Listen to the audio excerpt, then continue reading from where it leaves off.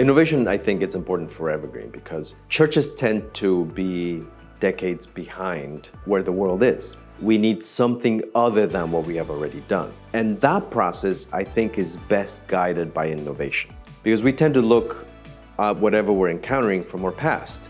So to fill that gap, I think innovation can get us there. And that's why that's important for Evergreen, because if we innovate, we then are given a path to catch up into the world that exists now as it is. The perennial question for churches is, how do we renew? How can we be transformed? How could we rebuild? The process to get there is sometimes more important than the goal. And an innovative process allows us new perspectives, or just even if we just shift a little bit the angle at which we're looking at something, we could see things that we hadn't seen otherwise. This process could help our churches discover things they didn't know they loved because they didn't know they existed. And a guided process with Evergreen support allows us to couch those fears with company. One of the core components of our Baptist understanding of faith is profoundly rooted in the gospel, but the freedom to interpret as the Spirit guides us. And that's a very important component that oftentimes gets taken out by religion, because sometimes religion tends to say, here's how you see the gospel and you have to line up in this way. We have the difficult job of trusting that those in our community will be ready to hear the guiding of the Spirit and be guided by the gospel as they live out that space.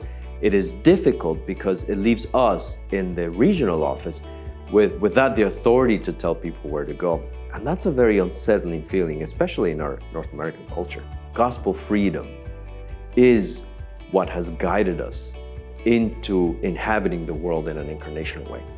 Living out the gospel for churches is a difficult thing to explain because it's very subjective and contextual. We're encouraging you to get rooted deeply into the gospel, even into and including reading different translations of the gospel as you hear them, right? Because we live in a translated faith.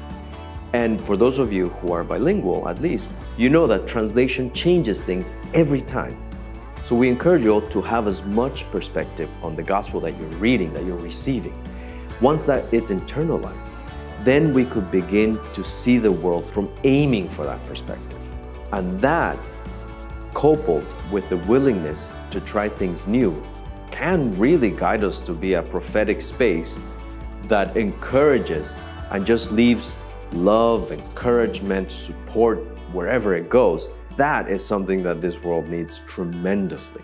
So be rooted in the gospel, open your perspective, listen to other perspectives. Once we have a sense of the gospel because we're close to it, it will guide us into the world in an incarnational, contextual way.